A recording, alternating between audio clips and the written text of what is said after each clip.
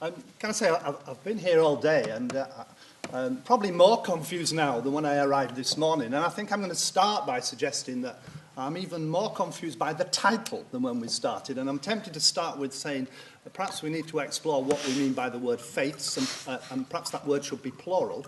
And perhaps we should ask what politics are. And I say that because I think I've not quite got a sense that we're discussing the relationship between different faiths and those of no particular faith, as it were, and those who are hostile to particular faiths. That relationship hasn't come into focus. But I also think politics is not government, and it's even less administration. I stepped down from Parliament after 23 years of having the great privilege of representing West Leeds. I'm still in the same house, in the same neighbourhood, and I'm tempted to say I'm rediscovering politics from the local level with an intensity that I didn't experience in government. So I don't think politics should be limited to the top-down view.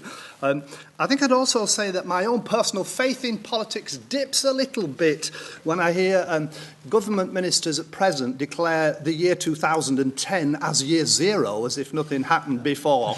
I kind of feel that, in a way, you introduced me, I thought, what did I do for 10 years when the Evening Standard and the Sun referred to me as the faith czar, and I was excoriated in a column in the Times as John Battle, with his beard and jersey, is obviously a latter-day prophet trying to bring religion into government. Perhaps I was a ghost at the feast at the time and it wasn't reality, though we did get engaged, and I just hold that up. It was a book published by the Foreign Policy Centre, Having Faith in Foreign Policy. So faith and foreign policy was a real issue in the early 80s, without a doubt. And why? I had the great privilege of, I'm married to someone from Northern Ireland, and that's echoed a little bit through the sessions today. I had the great privilege of being the foreign minister at a time when there was a conflict between East Timor and Indonesia. I spent a lot of time there. The British government contributed massively to having a peaceful resolution to that conflict.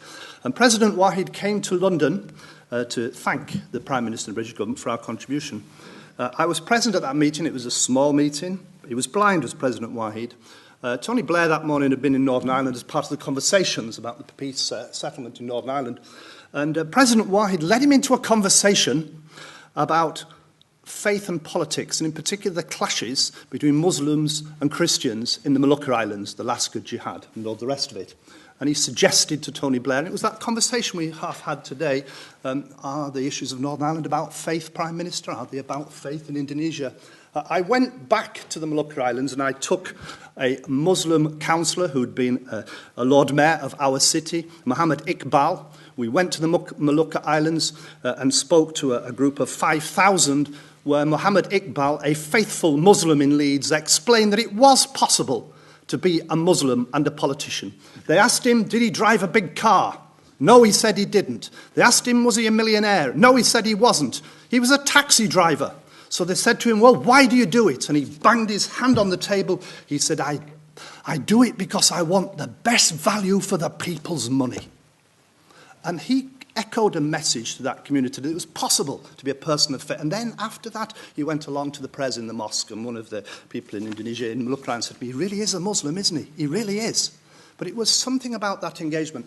At that point, Tony Blair asked me to step back from the Foreign Office and said, could we take faiths in Britain rather more seriously? Would I take up that job? So I was given a desk in number 10 and asked to try and, as it were, work on an agenda where faiths will be more included. So I don't quite get Baroness Bastius, I don't get God. I think there was a phrase used at the time, when I think it was Alistair Campbell was asked, did Tony Blair pray with George Bush? And Alistair Campbell at that time in the press conference replied, we don't do God, and that became the spark for the whole thing. My experience wasn't that the whole of the government was anti-religion, but I do say there was a current in the media that was there. It was the era of Dawkins and Grayling, of course, A.C. Grayling, who declared in 2007, what we are witnessing is not the resurgence of religion, but its death throes. That's not my experience. I live in inner city Leeds. Last Friday, 2,500 Muslims attended the Armley Mosque in my neighbourhood. There are 14 mosques in Leeds. 800 people attended the Ramagira Sikh temple on Tong Road. In my own little Roman Catholic church, there were 270 people at the 10 o'clock Mass. I'm not experiencing this evacuation of faith communities and practitioners, if you like, in the neighbourhood where I am, particularly in the inner city. And it seems that the traditions under the census, my own neighbourhood, Islam is now from 17 to 34% within my own neighbourhood. The Pentecostal churches that we've not mentioned of the evangelical traditions are expanding within my own neighbourhood. So I don't get this impression that, as Grayling said, faith is in its death throes. Rather the opposite. And in the urban context in particular, the major traditions, faith groups on the ground are increasing and are actually providing, I think, as Rachel suggested, a wide range of social and support systems. I was appointed by Tony Blair in 2001, some months before the fateful day of 9/11. And the agenda at that time wasn't what people think. It was not actually, do we bring interfaith groups together? I used to spend my time in government crossing out anyone that referred to hard-to-reach communities. I crossed them out because I didn't believe there were any if you made the effort to go there or be there. So the issue was, who is there where the so-called hard-to-reach communities are, not least the poor communities? Actually, the faith traditions were there in volume. So maybe they were needed by government to tackle agendas of social inclusion and could perhaps be part of the solution rather than part of the problem. That was the start of the dialogue. There was a book at that time. Tony Blair was influenced by a man called Miroslav Volf, brilliant book, Exclusion and Embrace. He was influenced by Hans Kung, Without Peace Between Religions, There'll Not Be No Peace Between Nations. But there was another book that I remember we discussed once, a set of essays, Religions and Globalizations, edited by one of Roman Catholic theologians, Eduardo Mendieta. Mendieta said this: "For the majority of cultures around the world, religion thoroughly permeates and decisively affects the everyday rituals of survival and hope. Reflected in diverse spiritual customs, sacred symbols, and indigenous worship styles, global religions are the permanent constituents of human life. In fact, for most of the world's peoples, religion helps to constitute the public reign." Mendieta went on to spell out that religious spirituality is not only endemic to controversy, but it can empower social transformation. It was that latter part of the sentence. What contribution could faith make to social transformation? I mentioned the conflicts in the Molucca Islands, but what came out of that conversation was that the kind of antithesis, keep faith private. You can pray in your own head if you believe in a God. Talk to them privately in your own room. If you want to get together with others, you may go to a place of worship. But there was a view of privatisation of faith. Whatever you do, don't let your faith infect your judgments about how the councils run, the government's budgets and laws, or the UN. Keep it separate. Well, I think that was dissolving very, very quickly. And in government, I remember calling a meeting together of the departments of government and just putting the question to them: does faith impact on your department whatsoever? It was an early morning meeting at 9 o'clock. The civil servants were reluctant to come. Faith doesn't fit with us. It's nothing to do with us. The agriculture department, they were the first in and said, we have to go with meetings. It's nothing to do with us. And they didn't remember that they deal with food hygiene preparation, halal meat and kosher meat, whole of those laws. Governments are about laws and budgets. How do the laws and budgets affect the department? Transport were next, nothing to do with us, and they didn't remember the row over crash helmets on motorcyclists for Sikhs and turbans. They didn't forget that. Local government. Well, what about grants to religious institutions opening up their buildings to share with the community? Health, a massive issue in health emerged because chaplains were not allowed to have a list of the different faiths of the people in the beds, and so they were feeling a bit redundant and able to do the job. There was a tricky issue at the time of a sacred Hindu cow that caught TB. And the government Department of Agriculture had condemned it and said it has to be slaughtered. But there was a resistance within the community. The Home Office had got into a real issue over the Sikhs and their kirpan knives. Could they wear them in public and go through the railway station with them? And they were starting to check off on machines that tested whether people were carrying metal. Not to mention the FCO and the defence and foreign policy, which you will all deal with tomorrow. Education, faith schools, all the issues. But what I want to suggest is that with those issues, as John Gummer suggested really, it was about the tediousness of of the bureaucracy, but also about pragmatism. Dealing in silos, go over to the health department and sort out the issue of the chaplains. Go to the agricultural department to sort out the sacred cow. Was there any overview of an approach?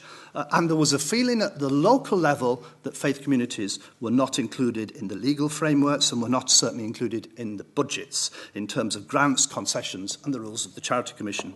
I have to say, within months of my appointment, 9/11, the fateful day, and the focus shifted from one of being opening up to all faiths, to their contributions. The faith communities have been needed, their role in social inclusion and community development, including employment and training projects that were needed. And it's forgotten at that time there was a windfall tax on the utilities that went into a massive training programme. And in fact, many faith communities were part of providers of some of that training at the time. There was much to do in terms of religious literacy. I remember going to a Cobra meeting where the ignorance of some of the civil servants of the difference between Sikhs and Muslims, for example, was more than evident in the room, not least to say, as we heard from Ed and others this morning, no real sensitivity to the differences within the faith traditions of different traditions, strains and stresses and understanding. There was much to do in terms of education within the bureaucracy as within the wider community. A strong current of privatisation, but an attempt to open up. I perhaps, if in questions, could talk about how the agenda then shifted to a focus on the war on terrorism. And I say that as someone who opposed the Iraq war and where we went from that. But I think at the time we focused to working with groups. I went round and paid over 800 visits in my time working with the Interfaith Network, which got 300 local groups going throughout the country. Groups that had been there for some time to encourage them to work at the local level. Not just to have tea and samosas, but to see what they could do in terms of practical action. Not to share necessarily discussion of texts and divisions, but how could they rebuild communities, refabricate their communities at the local level. Today, the issues are still there, and faith may be, inverted commas, at the centre of government, but the issues remain. The issues remain. Faith schools, public prayers, Remembrance Sunday. There was argument just a few days ago. Should there be prayers at Remembrance Day, or should it be a secular event without prayer? Legal questions of human rights and individual religious rights, from hotel beds to burqas to wearing Christian symbols, those debates are not over. They remain. The privileged position of the Church of England, bishops in the Lords, those pressures, I don't think, will go away. In terms of faith in politics, the Irish poet Michael O'Shea said that the opposite of love is not hate, it's fear. And I think that if politics turns towards fear, and I think that happened over 9/11, and it certainly happened some years later when within my own city, the people who bombed London came from my neighbourhood. I knew the families of the people involved and still do. Fear undermines trust, undermines politics, and to put that back in is incredibly difficult. But it can be done. I think the future of our cities, the future is urban, and the global is now local, and the local is global. We are more diverse than ever before, 46 languages and every faith tradition within a mile of my home. The future then is about resolving the conflicts and tensions in our neighbourhoods at the local level. We have a project with young Muslim men in my neighbourhood for the last 10 years. It's called Can We Live Where We Are, Please? Can we live where we are? Other projects, bringing faith communities together on practical programmes, the Chaplaincy Link programme from the prison, when people come out of prison, accompanying them across the faiths. Work community organising as the London citizens. In Leeds, we've built community organising, but wonderfully in the last year, it was launched in the Makkah Mosque. The bishops of the Christian traditions went to the mosque, not to visit and learn about Islam, but because the imam there was leading our effort as a whole city to bring the whole of the city together, faith groups and others, all institutions. And the imam gave a talk on diversity and social justice in our city that was a challenge to the politics, economic and social arrangements of our dividing city. Building informal networks as well as formal ones. Rachel mentioned food banks and the question why. Most of the faith traditions are providing a lot of social service and backup. But they are asking the question, and they asked it when I was going round, please don't just use us as cheap substitutes. There's got to be a relationship with the state when we're not just dumped on to provide services that we pay through our taxes to have provided, where we understand some context of the common good. And I think the language of the common good, which fuses together subsidiarity, yes, go local, and I'm passionately local, needs to be blended with solidarity so that no one is left out. And if we have that as a vision, there is a context. Finally, the final words would be, there was one of my heroes was Bishop Pierre Claverie, the Bishop of Orun, who was assassinated by Islamic fundamentalists in 1966. He was renowned for his understanding and outreach to Islam. In his final sermon, he said this: "I've come to the personal conviction that humanity is only plural. As soon as we start claiming to possess the whole truth or to speak in the name of humanity, we fall into the totalitarianisms of the future. No one possesses the truth.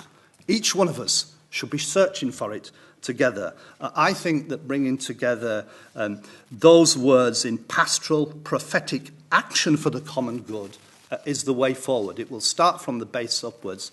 If fear is the enemy of politics, where will the hope come from? A final line, the great St. Augustine suggested that fear has two beautiful daughters. One is called anger, and the other is called courage.